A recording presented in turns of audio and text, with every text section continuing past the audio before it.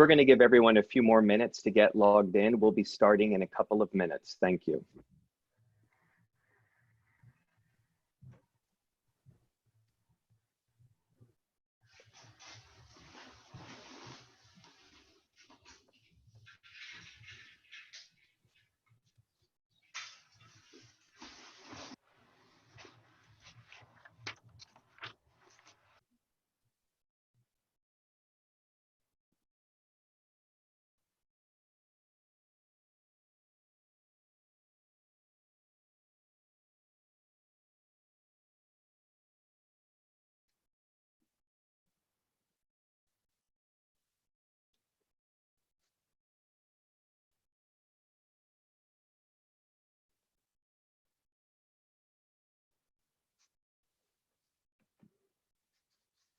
Hello, everyone, and welcome.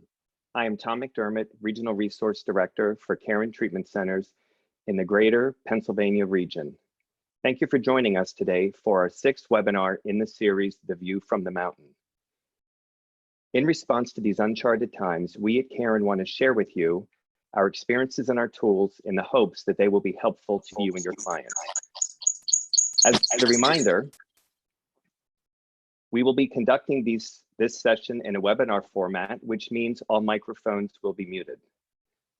Due to the popularity of last week's sessions and that we were not able to answer all of the questions we received, we will be welcoming back Dave Rotenberg and Jonathan Salzburg to continue the conversation addressing concerns around teens and young adults during the COVID-19 pandemic. Dave, could you start us off by telling us about your role at Caron? I'd love to, Tommy, and thanks for having me back. Everyone, thanks for coming back and joining us for round 2. It's a pleasure to be with you. I'm David Rotenberg, Chief Clinical Officer at Caron. I'm in my 24th year of employment here. I've been the Chief Clinical Officer for the last 5 of those years. But by history, I've also done 4 years of direct outpatient and IOP with adolescent and family. I've done 4 years of student assistance work at the Hill School in Pottstown on behalf of Caron, and I did 12 years of clinical supervision in residential, adolescent, and young adult services. It's a thrill to be back with you, and more from me in a bit, Tommy. Thanks.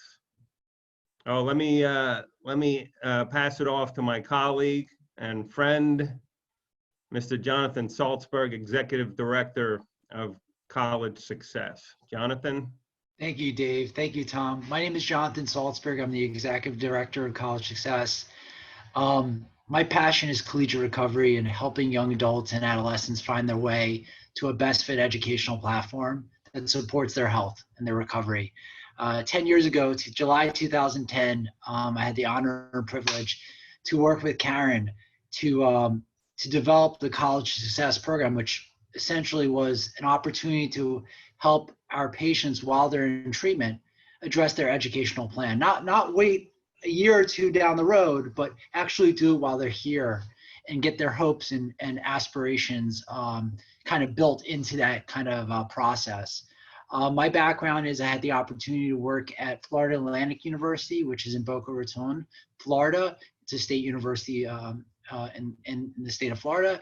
I worked in admissions, and I also worked in admissions as a graduate assistant at the Wharton School of the University of Pennsylvania.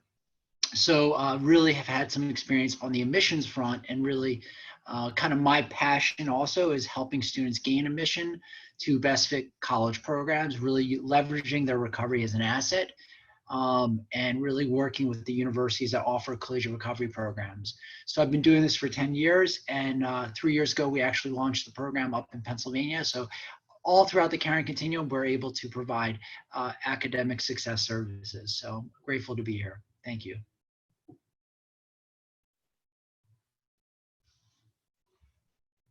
And I think my colleague Tommy is muted. Let's see here. Whoops, okay. I think I'm back. Today's session will be strictly question and answer. We will answer questions that you submitted through the registration process from last week's live session. Please submit any additional questions through the question and answer feature located at the bottom of the screen. Again, depending upon the volume of questions and the number of people on the call, we will do our best to answer questions, and any questions we don't get to, we will follow up with you directly from somebody from our team.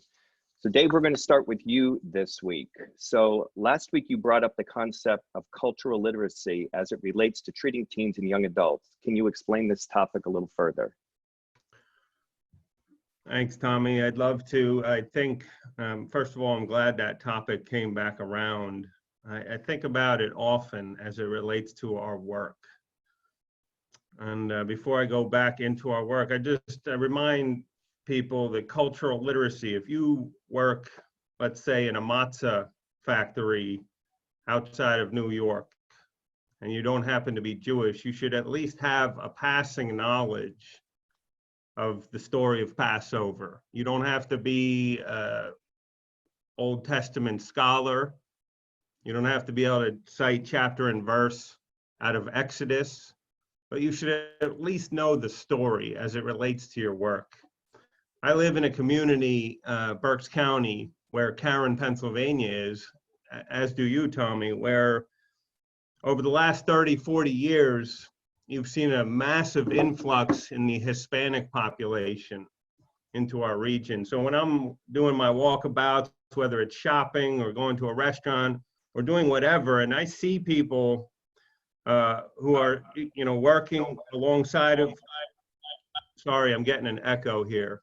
If I come across people from the Hispanic community, whether they're working or walking alongside of me, I might engage them. I might say, hey, buenos dias, buenos tardes, okay? And at first they look at me and they're, who's this dude talking to me like this? But they're actually delighted that I'm speaking their language. And I often get a response in Spanish, habla español, basic stuff, Tommy. And I'll go back and forth with the basic dialogue, sí, un poquito, and I'm speaking their language. And if they're going about their busy day, they are absolutely delighted with these types of interactions. I'm not some middle-aged dude from our town demanding that a Hispanic person speaks English when I know in my head that their primary language and their initial language is Spanish. I'm meeting them where they're at. And that's a vignette that I'd like those of us who work with adolescents to keep in mind.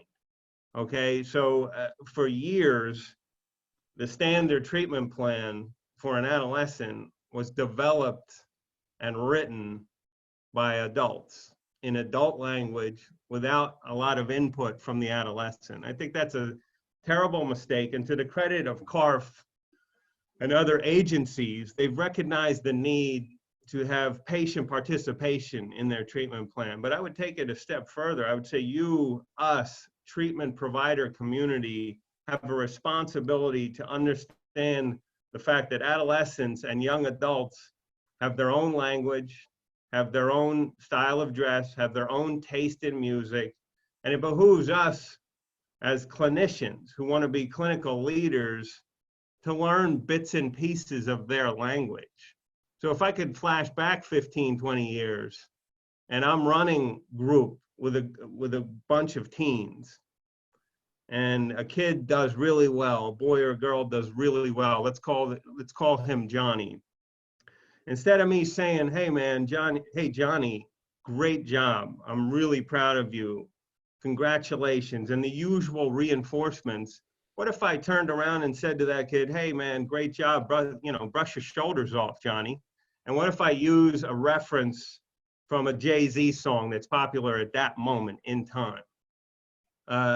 Maybe the kids laugh at me, but what they really are doing is they're saying, hey, this dude not only listens to rap music, understands who Jay-Z is in this time, in this moment. And I realize I'm dating myself and today's mumble rappers and the rest, Jay-Z's old by now. But the point is, at that moment in time, as their adolescent clinician, I'm speaking their language. I'm taking the time to understand their language and culture. And by doing so, am I not fundamentally exercising exactly what counseling is supposed to be. I'm meeting you where you're at, Johnny. I'm meeting you and your peers where you guys live in your subculture. And if I'm able to do that, I'm building trust, rapport, synergy, as I like to call it, relationship building, and really a charismatic draw for these kids, because I'm the first adult who has taken the time in most cases in their life to speak their language after a litany of conflict and arguments. You know, the kids that come our way, you guys will agree with me, audience, they've had a history of negative relationships with parents, teachers, coaches, school officials, counselors perhaps. And here's the first dude that's speaking my language. And I really appreciate that. And so there's a double point of connectivity. I'm not just speaking their language, I'm appreciating them, and I'm leaning into their world and their culture, the fundamental objective of Counseling 101. So Dave, let's take that a little bit further. How would you incorporate activities other than traditional group and individual therapy into your therapeutic work with young people? So I thought, I had to solve that, Tommy. My first year running IOP for adolescents was 1996. So it's a long time ago, and I realized some of the rules may not apply to 2020 and the ability to do certain things. But I learned quickly that after 9 grueling hours of group therapy with 12 to 15 adolescents, you couldn't ask them to keep doing traditional group stuff. And so if we had IOP Monday, Wednesday, and then Thursday was the last group, I had to make Thursday, we'd go to the park, we'd play basketball. If it was raining or winter, we'd watch a drug and alcohol movie and then process it. We'd utilize artwork. I brought a dude who did Tai Chi in on Thursdays, who volunteered his time, Tommy. And so more and more as time went on, I had to implement other strategies. When I worked in residential, we would take kids golfing. We would take them out bowling. We would take them to the movies. We would go out into the community and do something and then talk about what it felt like to be around other people out there and to have potential triggers out there. When I ran multifamily group, which is for a lot of you, the middle portion of your IOP week, I did things like I'd find a 12-step meeting combined where you could take the kids over on one side to AA and the parents would have to do an Al-Anon meeting that was running concurrently. I'm not suggesting that you're able to do that nowadays, but if you have a 3-hour and 15-minute group for an IOP counselor and a group of parents and kids, there's no reason to think you can't get creative. The kids loved it, by the way, when I made the parents do that. And we could talk more in depth about that in future questions, Tommy, but one of the things I always highlight is the fact that it's not just the kid who needs to go to a support group, a therapy group and a support group, but the moment you make parents work alongside the teen, alongside the kid, and do their own recovery and their own step into what it feels like to go to Al-Anon for the first time, you've instantly won over your teen crowd. And then if you bring them back following the group, because you still have 2 hours of group left, following the 12-step group, that is, and you process it, you've won over even more the kids when you ask the parents to continually go. It's not just a once and done. So there's a variety of things I've done in my career that I would urge everyone to look at within their practice and within the scope of the level of care in which they work. Thanks, Dave. All right, Jonathan, we're going to move on to you for some questions specific to academia for teens and young adults. So last week you brought up the importance of structure. How do you support your students with developing structure and accountability? Thank you, Tommy, and thank you, Dave. Right now, it's a challenging time, and I just want to say that again. I mean, it's unprecedented, as Dave said. Um, just got off the phone with Palm Beach State College, one of their representatives. We have part of what we want to do is give hope and encourage our clients is to look at setting goals. And so we have these 10 students right now that are looking to go to Palm Beach State College this summer. And it's kind of answers your questions, but I want to give kind of overviews. They're not able to take the college placement test. The PERT exam is a college placement test you have to take to be able to place in English, math, and different things. Right now, there's such an over demand because there's so many layoffs and so many people that were at work are now going to school. They're administering these college placement tests all online, and they're all filled up. And we were able to get in touch with someone from Palm Beach State who's really working with us to try to help us so our clients, our students can be able to take these exams while here at Caron Renaissance was one of us proctoring it. That example I give with that is that really right now we're in this unprecedented territory where really we need advocates, right? People and really following up and working with the school and trying to figure out different ways because the schools are learning. We have to give them some wiggle room in the sense they're learning how to deal with this uncharted time, right? This increased demand and economic recession potentially that we're in. So the answer to your question, structure, there's this idea that as adults, these young adults need to be figuring this all out for themselves, right? I would argue against that. We need to work with them to help them develop their structure. So here, what I mean by at Caron Renaissance is that our students that are currently enrolled in school, we're meeting with them each day. We have set up a scheduled group meeting, 1:30 to 3 p.m., where we're able to meet with them, social distancing outside, in a small group, where we're able to follow up. How are they doing academically? How are they coming along with their recovery plan, their treatment plan? And really, this is all in addition to their treatment work. We're processing how school is going, how's this loss going as far as their perceived loss of not being able to be on campus, not being able to connect with the people they've met on campus. Really, in this group environment, they've been able to process this. And that structured group actually occurs 1:30 to 3 p.m. So really creating this opportunity to work with students that they know every day they have this 1:30 group that they know that we're going to be checking in, seeing how their school's going. And also there's going to be some support. How to kind of simulate that in an environment where you're not in treatment is a lot more challenging, but be able to have student lounges that are online to be able to connect with other students that some schools are doing. But again, having that touch point each day has been extremely helpful.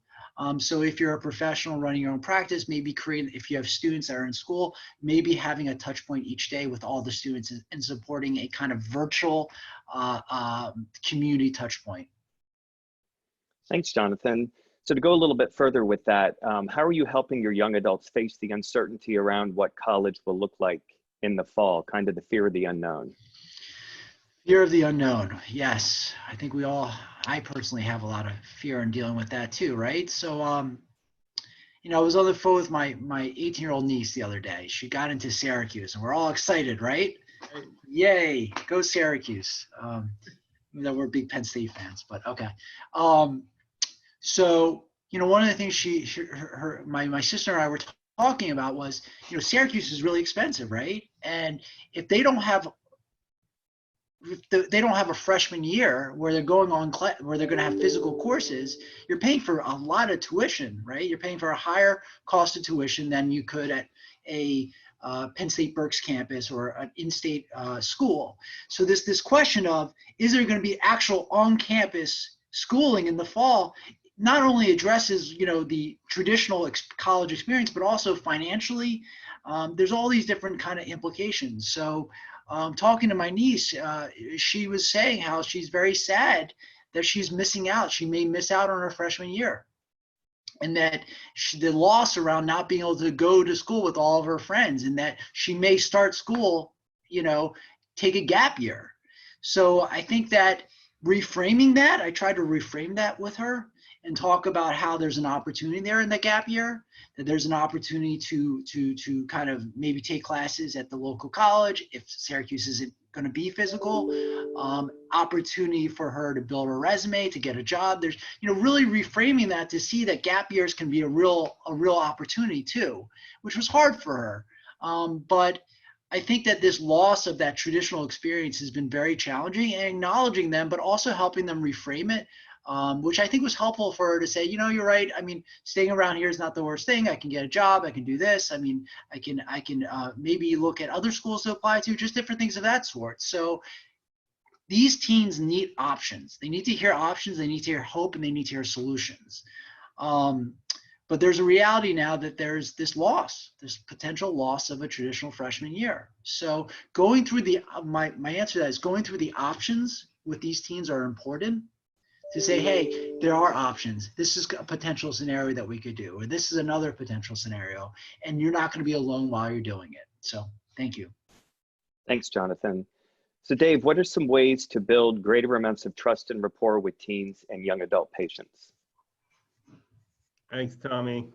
I mentioned a couple already in the first question. I'm upset with myself because I didn't tell you guys. I forgot a couple things. On at least 2 occasions when I was speaking Spanish to someone who was working, I ended up with the employee discount due to my interaction with him at one time and her another time.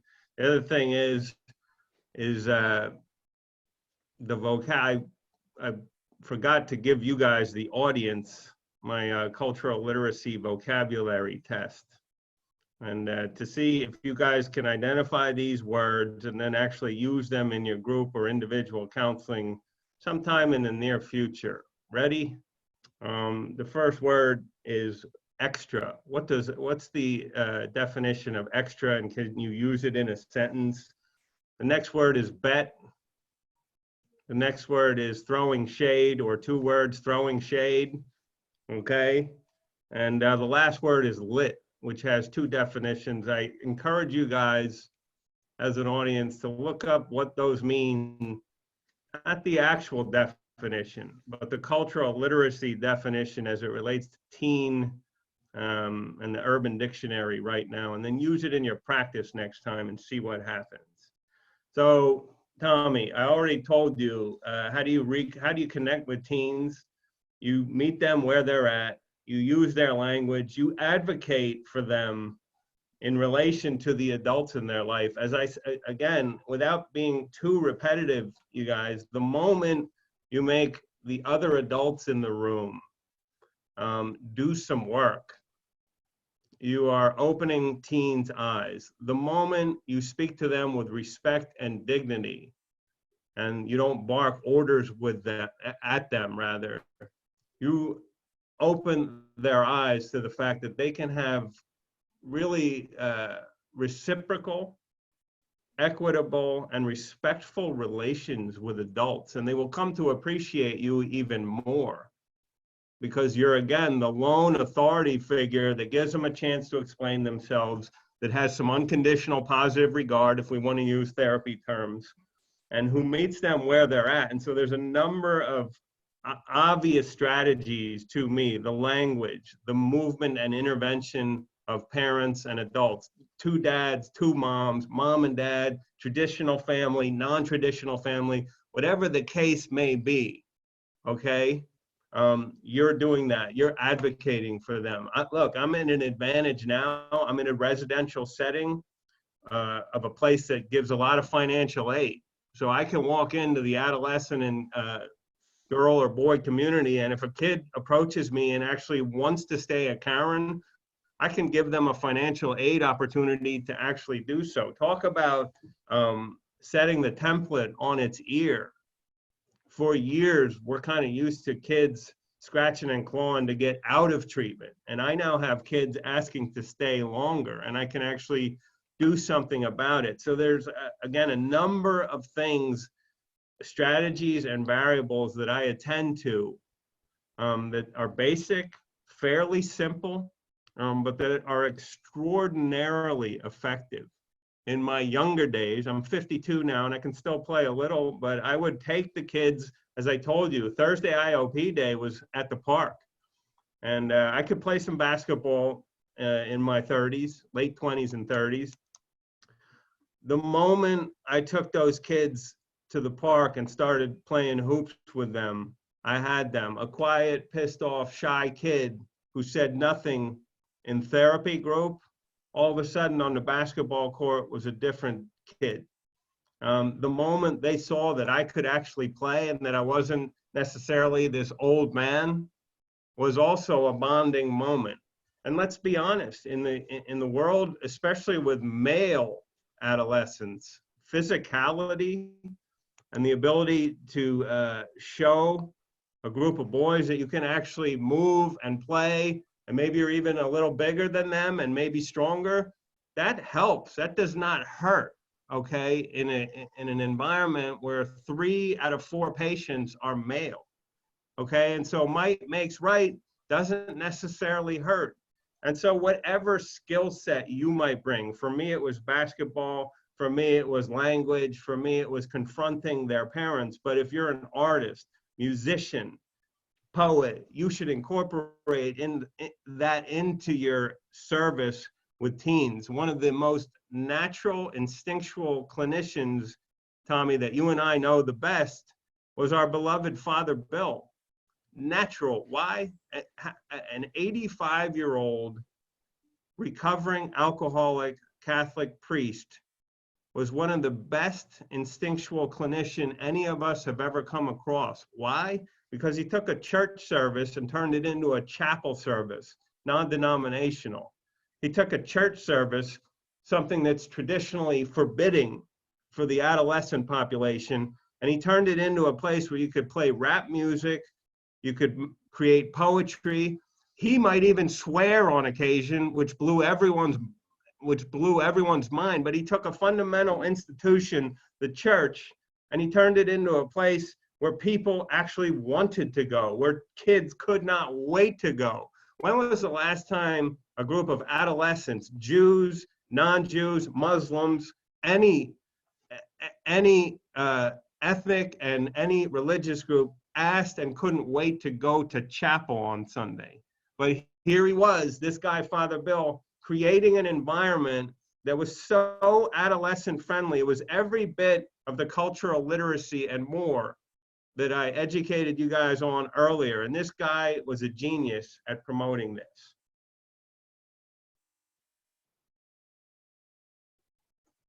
Tommy? Yep.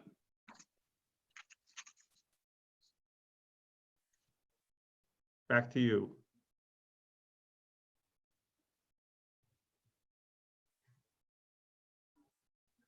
I think we might be having some technical difficulties. Sorry about that. I froze up. Are we back now? We're back. We're back. Sorry about that.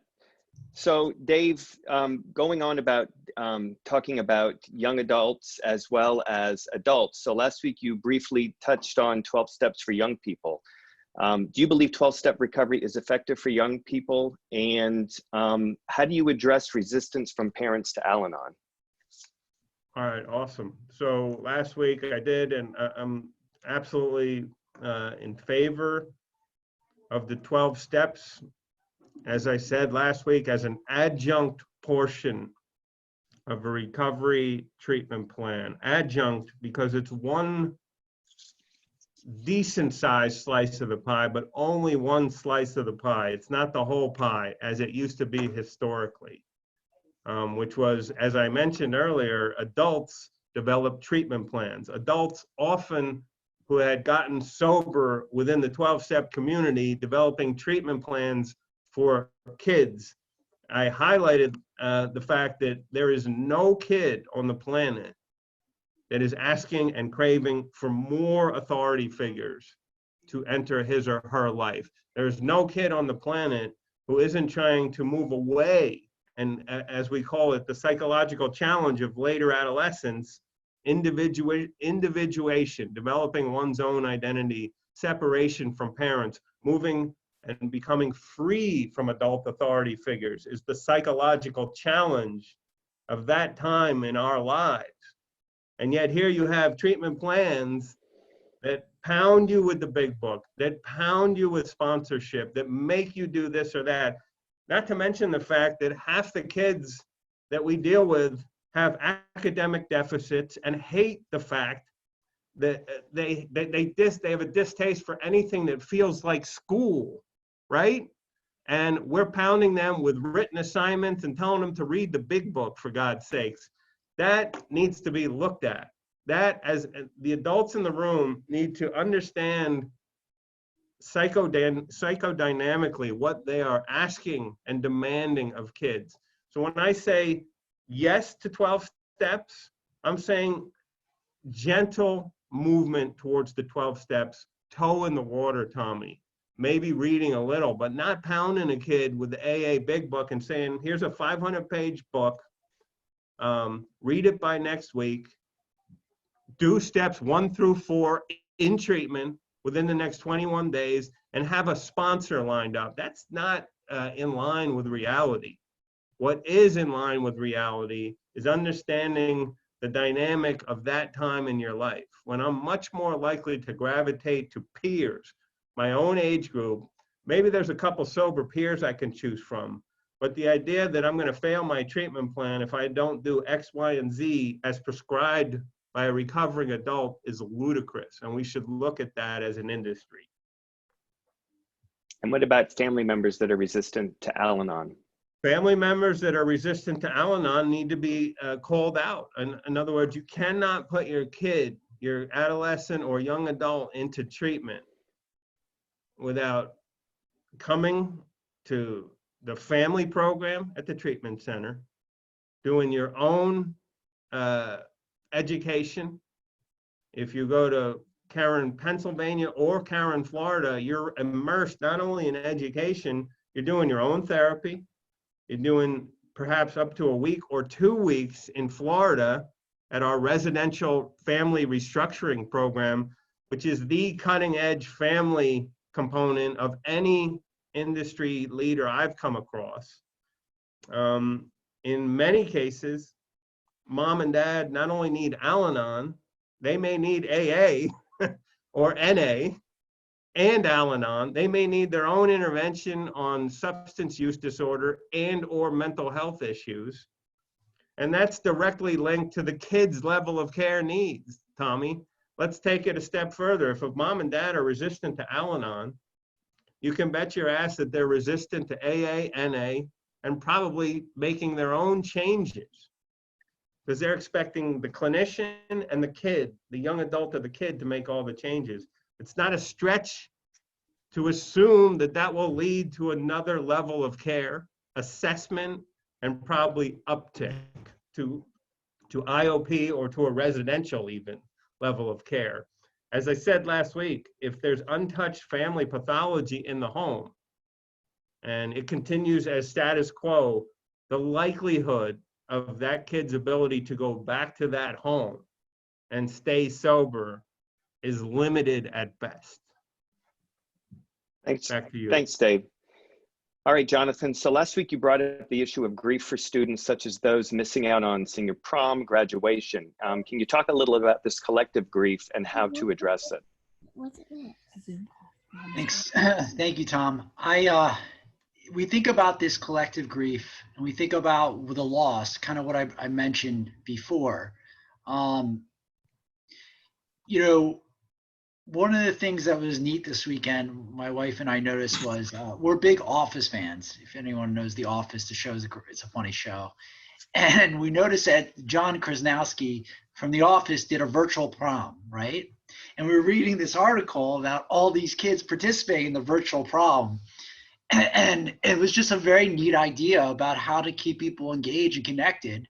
And some actor that I think, you know, at young adults, adolescents might know from they watch The Office, maybe not, I don't know. But Diplo did something, virtual prom as well. So that I think that creating activities is so important to deal and process this grief, but also recognizing the fact and normalizing the fact that things are different, right? I I mean, things are different, and I think that it's important not to, in my opinion, working with these clients is in the adolescents, and Dave can speak to that, is speaking their language and saying, yeah, this sucks, you know, and I get it, and it's hard for me, you know, and being able to identify that, you know, with appropriate boundaries, but let me say sharing how, you know, suggestions on how to move forward with it. So I really, but that piece of, you know, seeing how they're connecting virtually is so important.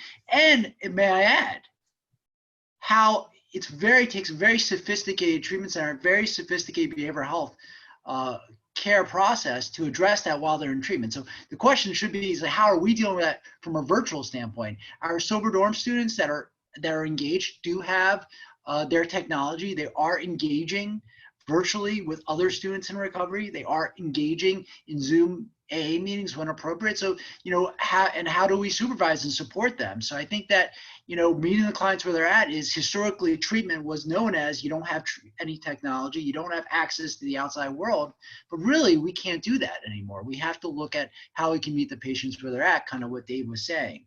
But the grief piece is a reality. So. Thanks, Jonathan. So Dave, are teens less compliant in treatment and or recovery than older patients with addictions? So, you know, I was thinking about my sweet wife, Jonathan, when you were talking about TV. Like, she,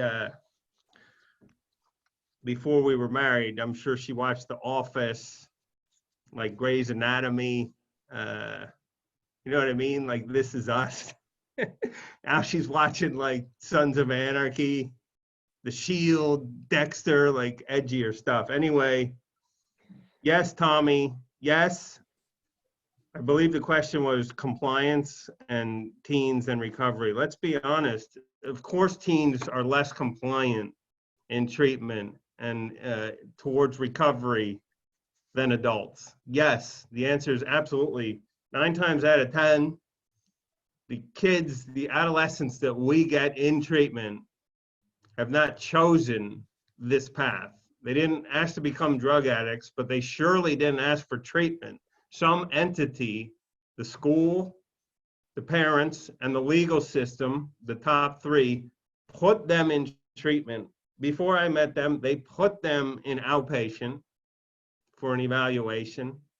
And then in many cases, not all, but many cases, the evaluation was a springboard to, let's say, general outpatient. The kid may or may not have gotten sober for a brief moment, or at least paused on their drug and alcohol use, only to return to drug and alcohol use and get moved up to IOP, and only to continue using an IOP in a lot of cases and be bumped up to residential. Yes, teens have greater levels of non-compliance in relation to treatment. They have greater levels of acting out. Where I work in a residential setting that has beds for adults, young adults, and teens, far and away, Tommy, as you know, because you worked side by side with me for 15 years, far and away have the most incident reports of any level of our population at Caron. Far and away. Now, look, they also have higher levels of co-occurring psychiatric issues. If the general population at Caron has 75 to 80% co-occurring issues, which they do, teens have 85 to 95% co-occurring issues, and not one, but several. It is not atypical for a teen to have co-occurring eating disorder, bipolar disorder. As I said last week, mood disorder and anxiety is all over the place at Caron and in the teen population, along with SIB, self-injurious behavior. So yes, they are non-compliant, but a great treatment provider, as I've mentioned throughout today, can meet them where they're at. I don't want to stay sober, man. I'm 16 years old. I'm 17 years old. What about when I turn 21? Okay, I'll take it. I'll meet you where you're at. You stay sober from now until you're 21, we're in. We got an agreement. I don't need you to commit to a lifetime of recovery. I need you to commit to something. Oh, I'll stay sober for 6 to 9 months, but then I'm going to smoke weed again. Because that's just what everyone does now, and it's legal everywhere, and society says it's not as bad. Okay, I'll take it. I don't agree with you in my head, but externally, I'll take what you give me, which is that you're willing to stop or pause right now, look at your behavior, make behavioral changes, and see what the future brings. That's actually a much more realistic picture of compliance. And the moment you meet the kid, the moment you don't demand that a kid commit to abstinence for his or her whole life, they will listen to you, and vice versa. And I think that's what I'm trying to put forward today when it comes to language, when it comes to understanding 12 steps in teens, and when it comes to understanding their level of commitment. It's not going to be the same as a 50-year-old man or woman who's been divorced twice, bankrupt, lost jobs, lost businesses, and lost exponential amounts of friends to addiction. It's just not realistic to expect the level of compliance and commitment to be parallel to the adult population.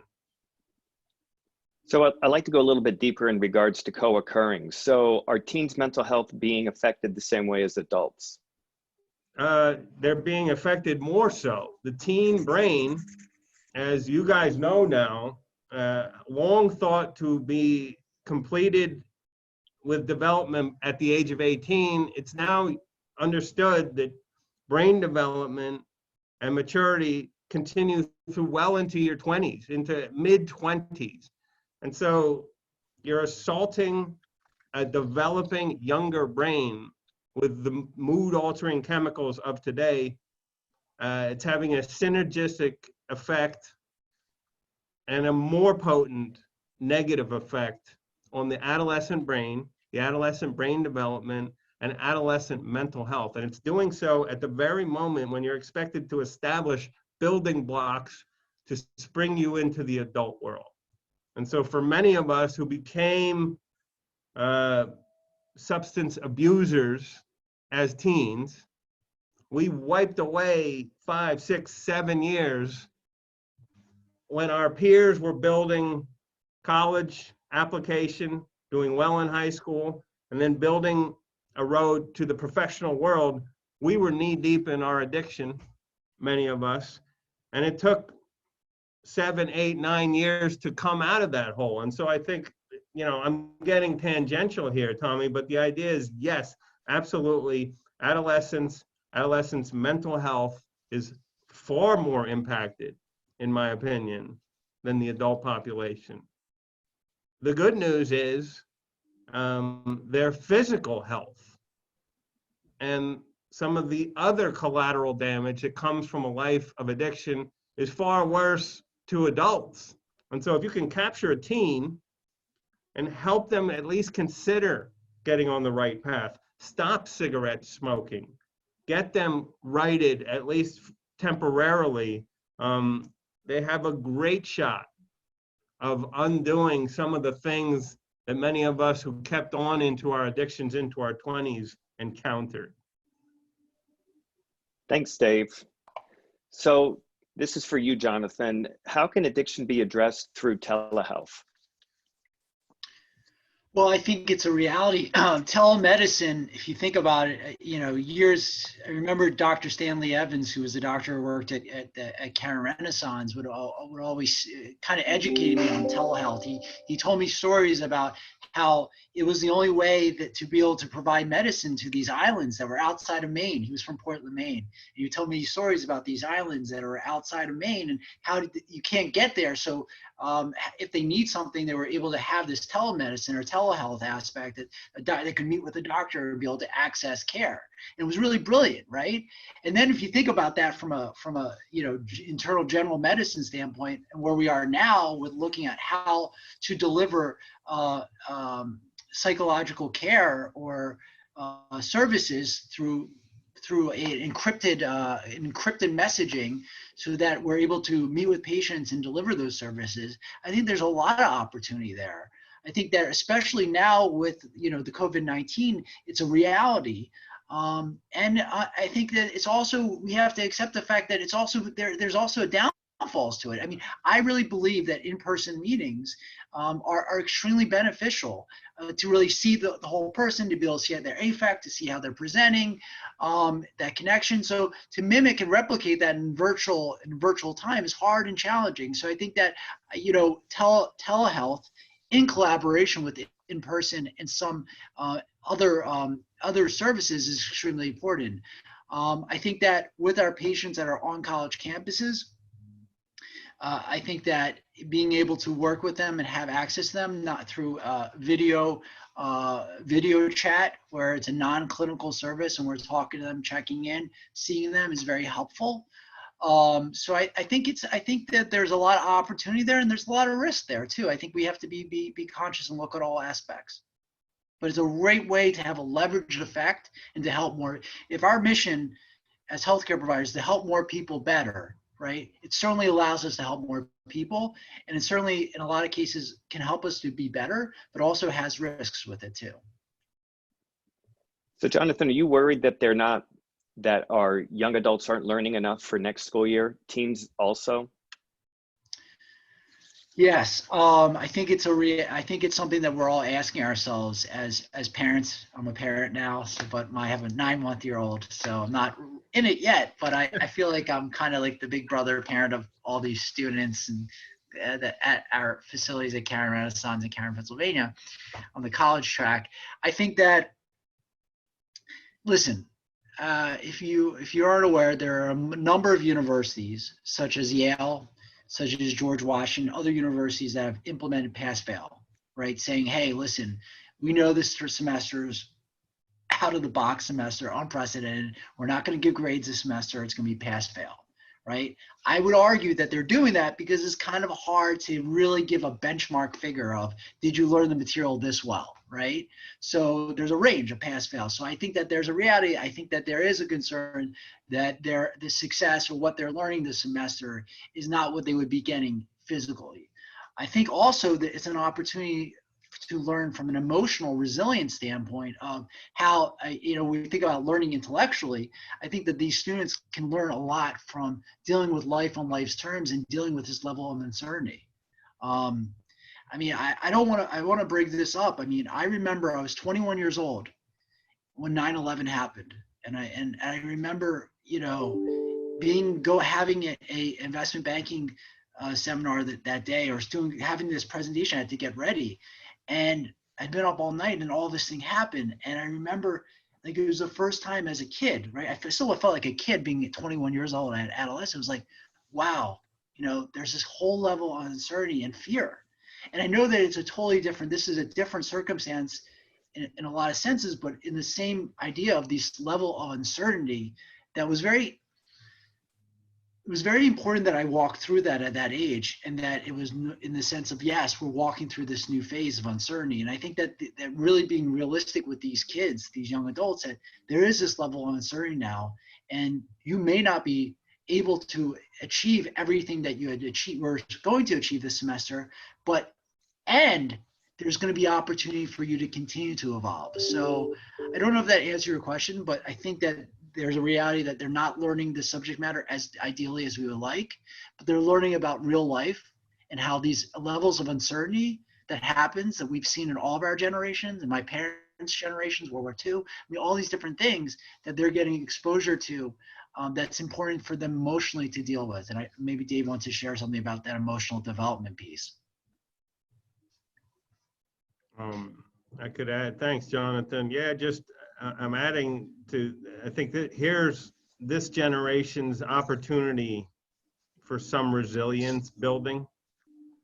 Here's this generation of clinicians' opportunity for strategy and dealing with people perhaps more remotely than ever. I said last week, I think the upside to COVID-19, if there is one, for clinical work, we're going to reach more people through telemedicine, which is going to fundamentally enhance our ability to connect with more people. Not everyone, but far more than ever before. You're already seeing that happen. It's interesting too, Jonathan, the emotional maturity piece for let's say your average 9th, 10th, or 11th grade kid right now, and I'm seeing this in my own home. A couple of the kids are self-starters. They don't need much of a nudge, but then the other half need far more eyes on, far more administration, far more educational oomph, if you will. And I think the same is true in the drug and alcohol world, right? And so there might be a couple kids, there might be 1 or 2 out of 10 kids that really embrace recovery, regardless of level of care. You know, that's 15% of the bell curve, let's call it. The other 85 are going to need a far greater push, far more eyes on, and take far more attention. And I think the same is true in academics and in recovery circles, Tommy. Back to you. Well, Dave, I'm going to volley it back to you. So last week you brought up the issue of treating AID, addiction interaction disorder, concurrently with substance use disorder. Can you go into a little bit more detail on that subject? I can and I will. There's a dude mowing the lawn like right behind me. I hope you guys can't hear that. And there's another weed whacker a little further down here. I hope that's not the source of discomfort for our viewers. So for let's say the treatment industry, let's say the most mature elements of our treatment industry are 75, 80 years old. Everybody, Caron's probably, we're closer to 70. There's some places, Hazelden included, that have been around even longer. So let's call it 80 years. For 70 of those 80 years, treatment providers did not routinely address traditional co-occurring psychiatric issues terribly well. And then they came around, and now we all take for granted concurrent treatment of traditional psychiatric issues. But let's go further still. We do not, as an industry, aggressively treat addiction interaction disorder concurrently with substance use disorder. For the last 7 to 10 years, we at Caron are doing so very aggressively. We have 21 clinicians in Pennsylvania and 12 in Florida that are credentialed in the treatment of digital use disorder, as Jonathan talked about last week, sex addiction, internet gaming and gambling, failure to treat gambling, internet addiction or internet abuse, certainly eating disorder, sex addiction, failure to treat those things concurrently is akin to sending the patient out with a built-in relapse. You can guarantee it. I came into recovery in 1991. Back then, you went to AA where they routinely, 12-step, routinely chased romantic involvement, routinely had card games for money, and routinely smoked cigarettes and drank coffee to their heart's content, while maybe playing golf for more money and gambling. Now, research tells us that all of those things, singly and collectively, are relapse triggers. All of those things keep the reward pathway open. If you want to talk about, I'm not an MD, and I'm not a scientist, but the reward pathway, it makes sense to me. If you keep that activated through cigarettes and gambling and chocolate and over-exercising in any number of ways, you are a much more greater risk to fall back into substance use, traditional substance use. And so we at Caron, and I think all of us as a treatment community, have to be in tune with the fact that a treatment plan, an integrated, holistic treatment plan, addresses real time, not in 6 months, real time, concurrently, through a thorough psychosocial assessment, every level of pathology that a patient and a family bring to the table. and failure to not address those right now while the patient's in treatment. And if you can't do it specifically, then you have an ethical obligation to refer to someone who can meet that level of the patient's need. Okay, and so that's, I think, when you look at the evolution of our field, it was always alcohol first, drugs and alcohol first, psychiatry and everything else second. You can no longer do that, and you have to start looking at other things like cigarette smoking. And you have to be versed in the fact that quitting cigarette smoking, another brutal addiction that takes people out, quitting now leads to better longitudinal rates of recovery from other drugs now and in the future. And so I could go on and on about that topic, Tommy. I won't. I realize we have only a few minutes left, so I'll kick it back to you. Yeah, so we have about 2 minutes left, so I'd like to wrap it up with one last question. And if both of you could answer it, what does success look like for teens and young adults? It's a great question. And we only got 2 minutes. Oh gosh, now you're putting me, I get so much pressure. You know, success, what does success look like for teens and young adults? I put my academic hat on. I do think that performance in school is a measurement. As far as, I mean, we're in a hyper competitive culture now. How are we benchmarking ourselves? I think that what I like to see is, what I like to do with these clients I'm working with is looking how they're improving. You know, rather than comparing themselves to everybody else, right? Or the bell curve, as Dave said, how have they improved since they've been sober, right? So the success I try to show them is their goals and self-benchmarking themselves. I talk about is doing a self-benchmark, looking at where they were a year ago versus where they are now. So how I define success is looking at the growth, but also we have to be realistic in what they're dealing with is the hyper-competitiveness of college admissions, et cetera. So that's my answer, but I also think that there's a level of emotional maturity that we have to look at as far as success as well. So I'll defer to Dave. Well, real quick, an adolescent or young adult who finishes treatment, steps into the real world and falls backwards because they had to do it their way first, and then rights their ship and starts to implement behavioral changes based on what was taught to them and processed in counseling, may be a statistical failure depending on who's keeping track, but that's an actual realistic success that we should all be in tune with. Dave and Jonathan, I want to thank you very much for your time and coming back again for the second week. It was great hanging out with you all virtually. So I want to thank everyone for joining us today. We encourage you to please be in touch with your local regional resource director should you have any additional questions. Thanks, everyone. Please join us. Thanks, everyone. So please join us next Tuesday, May 5th at 11 a.m. for the next webinar in our series about combating isolation and finding purpose during the pandemic. Watch your email for more details. Take care and be safe, and thank you.